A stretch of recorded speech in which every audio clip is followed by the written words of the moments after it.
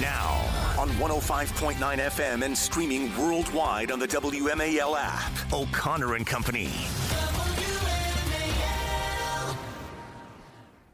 It is 7:07. Good morning. Thanks for tuning in here on the 30th day of January, Friday edition of O'Connor and Company. There's a lot going on, including a big announcement just now, long anticipated.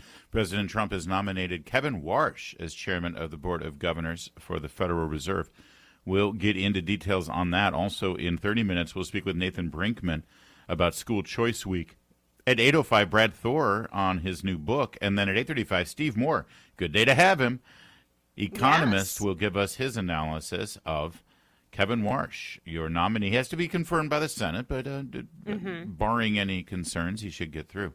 We shall see. We'll also get Patrice Onwuka's analysis of Mr. Warsh as your Fed chair as the morning goes on. Good morning, Patrice. I've been looking up his background. I'll be ready. All right, good. And also, you need to say it. I'm out of the running for Federal Reserve Chair. Oh, and it's 7:07. It's a happy Friday. There it is. Gosh, I'll get angry letters and texts from people. It is, in fact, a happy Friday.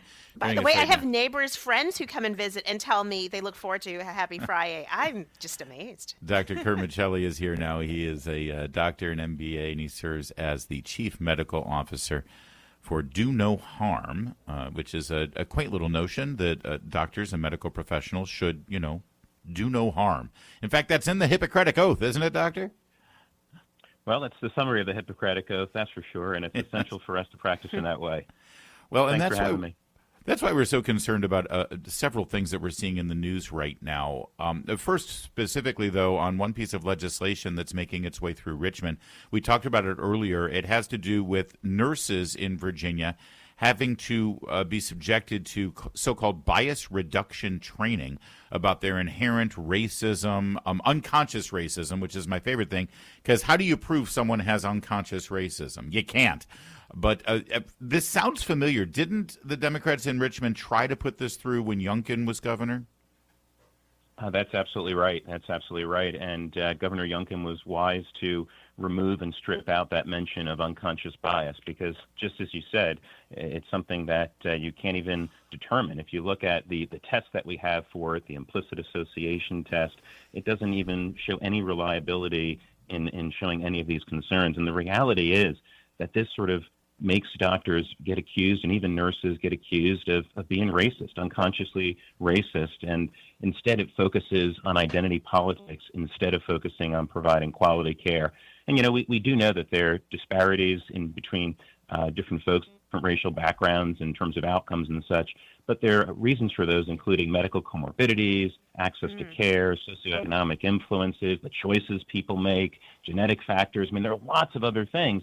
And instead here we're saying it's all due to racism. And that's just wrong. It creates a terrible division between doctors and patients and really tells patients you can't trust your doctor. And that is definitely not the message at all. Well, it sounds like this is an example of DEI infiltrating, the health professions in a way that is, not helpful. And I'm glad you walked us through kind of some of the concerns that maybe have driven this legislation, where particularly when it comes to new moms after birth, particularly Black women, I'm glad you highlighted the disparities there and talked about some of the things that are driving it. But talk broadly about just the idea of continuing education, and licensure. I mean, if we want our nurses to be licensed, we want our health professionals to be licensed. But talk about how, the licensing process, is it, arduous right now? And then are we seeing that this is a vehicle for more radical ideas to kind of get into the bloodstream of your health professionals? It's a great question. And, for physicians, for nurses, you need to be licensed in order to do your profession. And you have to renew that license at a given interval, typically every 2 years, depending on the state, could be every 3 years in some others. But the reality is that, when you have to renew that license, you have to prove that you're doing certain education, certain requirements. And typically it's a number of hours that you have to fulfill. And usually folks will choose to fill those hours within their discipline. So I'm a psychiatrist, for instance, so I would focus on learning more about different behavioral health matters. But in this case, it's requiring that, hey, at least a certain number of hours need to be dedicated to learning about your unconscious racism that you have. And frankly, we've seen this movie before. We see it in the state of Michigan, for instance, which has an implicit bias mandate that was imposed just after COVID. And the reality is there that if you look at the number of licensed physicians in 2016, so well before that mandate had come in, versus 2024, you see actually that the number of licensed physicians is static. It's the same. Wow. And so, a lot of physicians have sort of walked with their feet. They're at the margins and figure, well, hey, this is just not worth it. I'm not going to ideologically commit to anything that I don't believe in. And it's interesting. Surrounding Michigan, which don't have an implicit bias mandate, they've seen the number of physicians increase in that same time period from 8 to 10,000. So, we're at a time when we have a healthcare worker shortage and such.